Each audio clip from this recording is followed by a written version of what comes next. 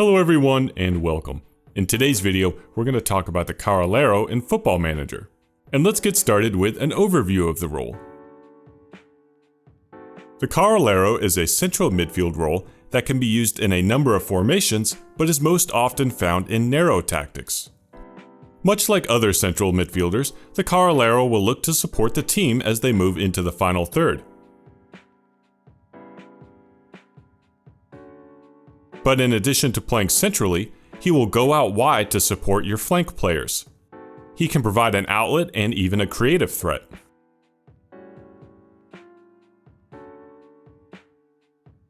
The main element to this role is that he's a central midfielder that will go out wide. He has the freedom to move around the midfield, so he won't always go wide, but usually he will, especially in support of a teammate. This makes the Carrilero different from other midfielders that stay out wide, like a wide midfielder. In this clip, notice how the Carrilero has started centrally, but goes out wide to support the wingback.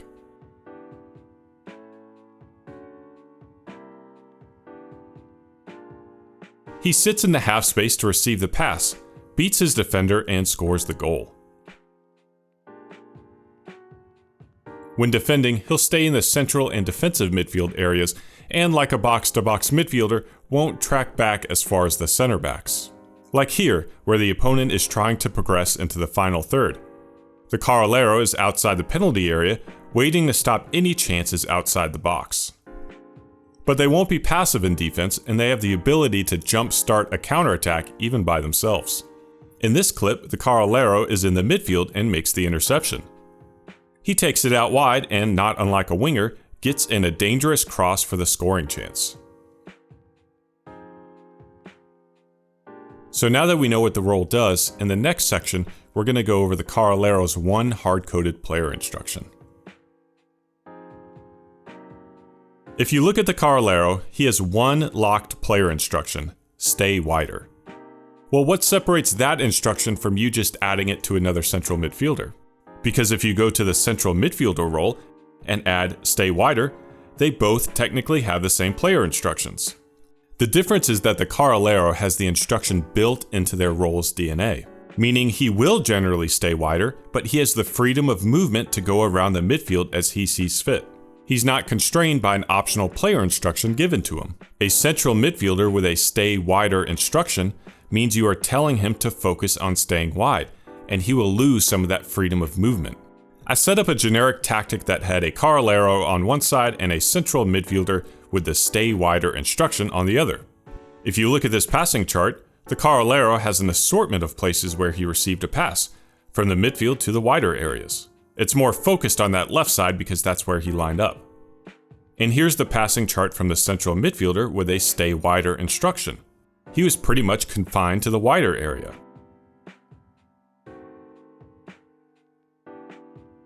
This isn't necessarily a bad thing or anything. Maybe you have a defensive midfielder that you want to push up into the attacking midfield, so you tell your central midfielder to stay wider and create that space. But it should be noted that a player role that has a locked player instruction will behave differently than a role that is given that player instruction. So now that we know about the role and the stay wider player instruction, let's talk about another central midfield role that likes to stay wide, the Mezzala.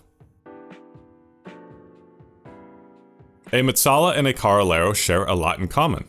They are both central midfielders, they will both go out wide to support play, they will both look to take advantage of the half space. But there are key differences between the two. The first is that the Mezzala is expected to be a primary creator for your squad. This is why they have a support and attack duty. They will also be in and around the penalty box. The Carrilero will do more in defense and be part of that second phase of attack. They only have a support duty and won't really go into the penalty box.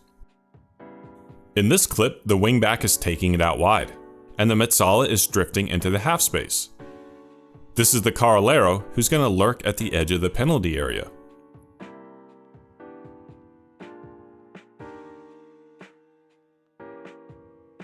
Since the Mezzala is more attacking, you'll see the Carrilero pick up the slack in defense. When the opponent has the ball out wide, the Mezzala will stay upfield to provide the outlet, and the Carrilero helps to win the ball back.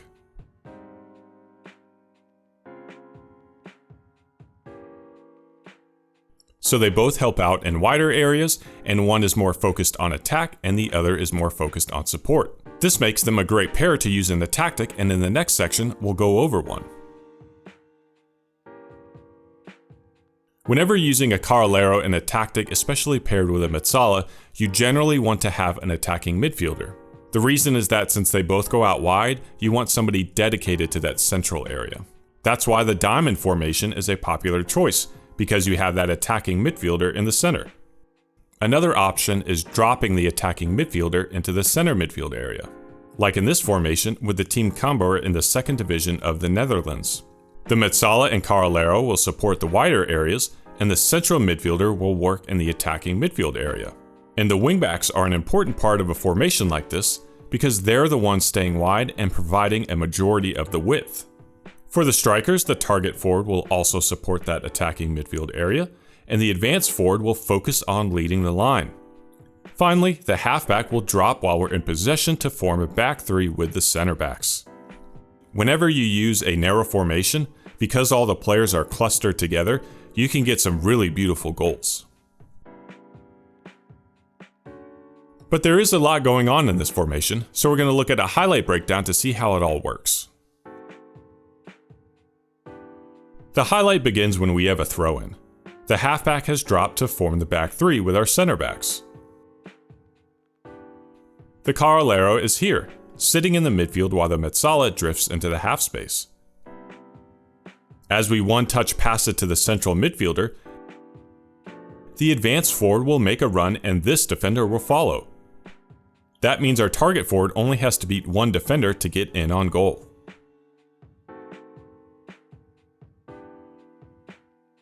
As we look at the highlight again in full speed, pay attention to the Carrilero and how he has a hockey assist to link our defense to our attack.